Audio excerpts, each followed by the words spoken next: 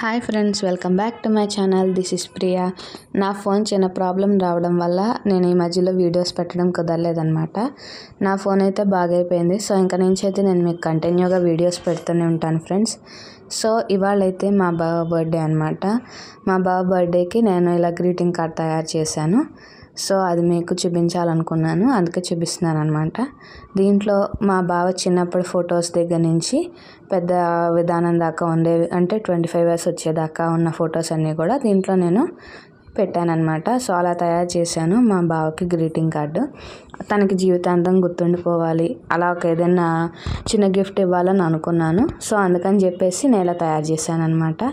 మా బావ చిన్నప్పటి నుంచి ఉన్న ఫొటోస్ అన్నీ కూడా ఇప్పుడు నాతో పాటు మీరు చూస్తున్నారు కదా. సో మా బావ కూడా చూసి చాలా హ్యాపీగా ఫీల్ అయ్యారు. తన చిన్నప్పుడు మూమెంట్స్ అన్నీ కూడా ఒకసారి మళ్ళీ గుర్తు చేసుకున్నారనమాట.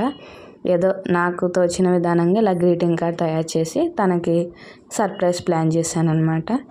తనైతే చాలా హ్యాపీగా ఫీల్ అయ్యారు. నేను తయారు చేసిన గ్రీటింగ్ కార్డ్ ఎలా ఉందో మీరు నాకు కామెంట్స్లో షేర్ చేయండి ఫ్రెండ్స్. మా బావకి అయితే బాగా నచ్చిందనమాట. అలాగే నేను నైట్ అయితే క్యాండిల్స్ పెట్టి ఫ్లవర్స్ తోటి హ్యాపీ బర్త్డే అని చెప్పేసి డ్రా చేసి పెట్టానన్నమాట. అది కూడా ఎలా ఉందో మీరు నాకు కామెంట్ చేయండి ఫ్రెండ్స్.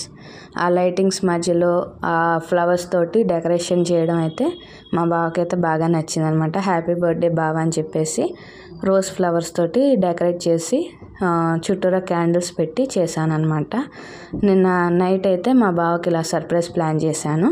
ఆయన అయితే చాలా హ్యాపీగా అండ్ థ్రిల్లింగ్గా ఫీల్ అయ్యారనమాట. అలాగే ఈ గ్రీటింగ్ కార్డ్ చూసి అయితే ఇంకా చాలా హ్యాపీగా ఫీల్ అయ్యారు. దీంట్లో అయితే తన మీద నాకున్న ఒపీనియన్స్ అన్నీ కూడా రాసి అలాగే స్టిక్ చేసి ఇచ్చానమాట. నా గిఫ్ట్ అయితే మా బావకి బాగా నచ్చింది ఫ్రెండ్స్. మీ ఒపీనియన్ ఏంటో నాకు కామెంట్ చేయండి. Thank you, bye.